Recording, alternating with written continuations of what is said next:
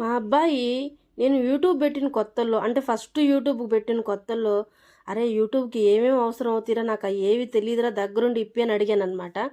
అప్పుడు మా అబ్బాయి తీసుకెళ్ళి ఇదిగో కెమెరా కావాలి, ఫోన్ పట్టుకునే స్టాండ్ కావాలి, సెల్ఫీ స్టిక్ కావాలి, అలాగే వాయిస్ ఓవర్ ఇవ్వడానికి మైక్ కావాలి అని ఇవన్నీ వాడే ఎక్స్ప్లెయిన్ చేసి దగ్గరుండి కొనిపించాడండి. కొనిపించినాక కొద్ది రోజులు ఎలాగా వాడాలి అనేది కూడా ఒక 2-3 వీడియోలకు వాడి చూపించాడు. అంతేనండి. వాడు వెళ్ళిపోయి ఇంక వాడు హాస్టల్కి వెళ్ళిపోయాడు. తర్వాత ఇక వాటి జోలికి కూడా నేను పోలేదు. అంటే దాదాపు 1.5 ఇయర్ పాటు నేను యూట్యూబ్లో రన్ చేశాను. 600-700 వీడియోలు పెట్టాను కానీ ఎప్పుడు కూడా నేను వీటిని అసలు యూజ్ చేయలేదు.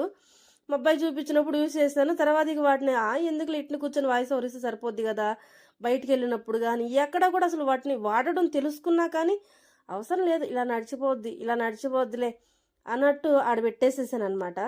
ఛానల్ దొబ్బినాక అంటే ఛానల్ పోయింది కదా ఫస్ట్ ఛానల్, ఇక ఈసారి అట్ట కాదురా, ఈ సెకండ్ ఛానల్ని వీటన్నిటిని వాడి ఎట్లయినా సక్సెస్ అవ్వాలి అని చెప్పేసి ఈ మూలను తుప్పి పట్టిపోతున్న వీటిని ఎక్కడున్నాయో తీ, అస్త్రాలన్నీ ఎక్కడున్నాయో తీ అంటే ఇగో మళ్ళీ తీసి మళ్ళీ కొత్తగా అంటే కొని 2 ఏళ్ళు అవుతుంది కానీ ఇప్పుడు ఎక్స్ప్లెయిన్ చేసి చూపిస్తున్నాడు ఎట్లా వాడాలి ఏంది అనేసి.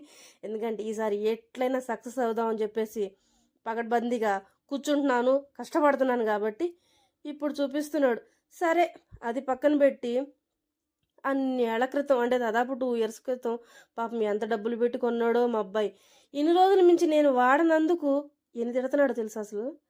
నీ ఛానల్ అందుకే దొబ్బింది మమ్మీ అని చెప్పి తిడుతున్నారు. ఇప్పుడు మీరేమంటారు? అంటే ఇవి వాడనందుకే నా ఛానల్ దొబ్బిందంటారా, లేకపోతే వాడటం చేత కాలేదు కదా అనేసి నేను పక్కన పెట్టేశానంటారా? ఇప్పుడు మీరేమంటారు చెప్పండి. సర్లేండి, ఏది ఏమైనా ఈ ఛానల్కైనా కానీ దీన్ని కష్టపడి వాడటం తెలుసుకోవాలి, వాడాలి, సక్సెస్ అవ్వాలి అని ఈ మూలనున్న అన్నిటిని తీసేసి ఫిట్ చేయించేసుకుంటున్నాను అనమాట. కానీ కొత్తగా తెలుసుకుంటున్నాను. మొత్తానికి మా అబ్బాయి కష్టపడి నేర్పించారు.